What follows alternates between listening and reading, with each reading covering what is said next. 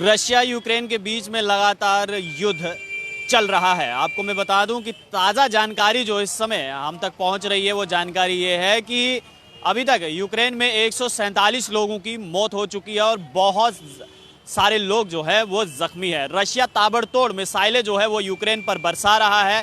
तो जवाबी कार्रवाई में यूक्रेन का दावा है कि हमने 800 के करीब जो है वो रशिया के सैनिकों को मौत के घाट उतारा है। ये यूक्रेन दावा कर रहा है कि रशिया के हमने 4 फाइटर प्लेन जो है उनको भी गिराया है और लगभग 800 के करीब जो है रशियन सैनिकों को मौत के घाट उतारा है। और एक और दावा जो यूक्रेन कर रहा है वो ये है कि रशिया के 4 सैनिक जो है उनको जिंदा गिरफ्तार किया गया है।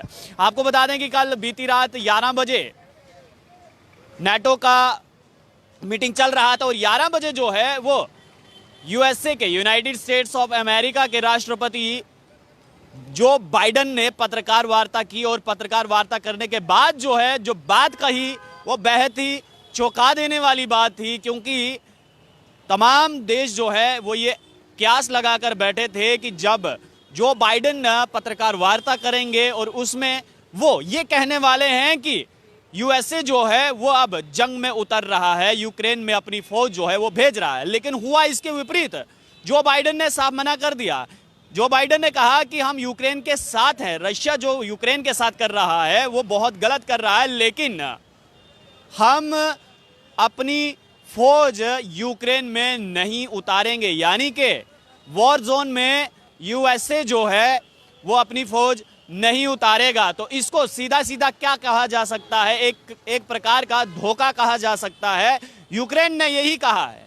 आपको बता दूं कि यूक्रेन के राष्ट्रपति ने यह कहा है कि नाटो ने धोखा दिया है। पहले उनको झांसे में लिया और उसके बाद जब जरूरत थी नाटो की और खासकर अमेरिका की जरूरत थी यूक्रेन को, उस समय उसने अपना पल्ला झाड़ दिया, अपने कदम वापस ले लिए और यह कह दिया कि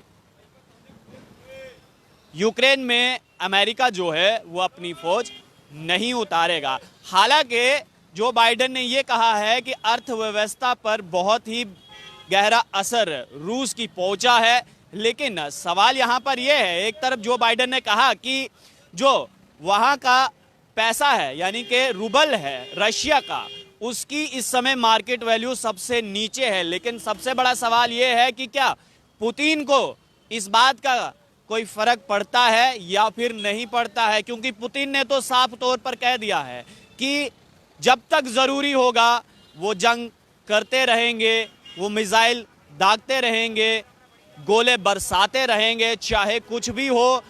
उनको अब यूक्रेन के साथ ये जंग समाप्त करनी है, लेकिन अपने तरीके से। और ऐसे में ये भी खबरें आ रही हैं कि अब रूस और चाइना मिलकर बहुत जल्द जो है वो साइबर अटैक करने वाले हैं यूक्रेन में। अगर ऐसा होता है तो साइबर अटैक अगर हो जाता है यूक्रेन में तो तमाम जितनी भी ऑफिशियल वेबसाइट्स हैं वो रशिया और चीन के कब्जे में आ जाएंगी। और ऐसे में आप सब समझ सकते हैं कि अगर साइबर अटैक होता है तो होगा क्या।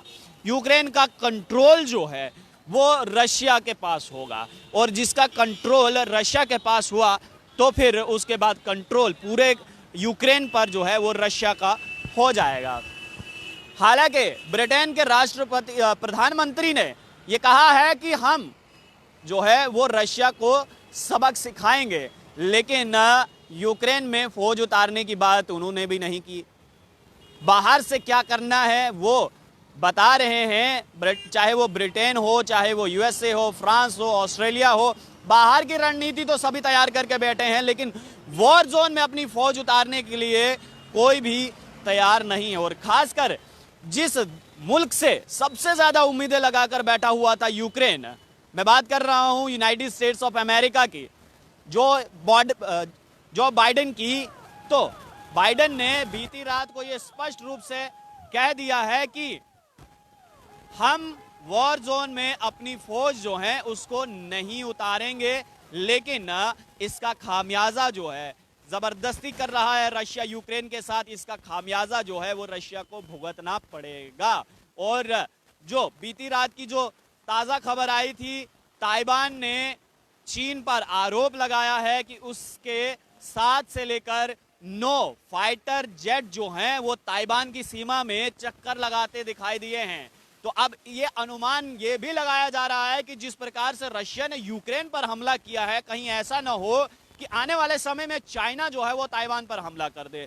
कल मैंने अपनी रिपोर्ट में यही कहा था कि इस समय पूरी दुनिया का फोकस जो है वो रशिया यूक्रेन वॉर पर चल रहा है, और ऐसे में चाइना जो है वो 2 मुल्कों के साथ उत्पाद करने की कोशिश कर सकता है, भारत और ताइवान।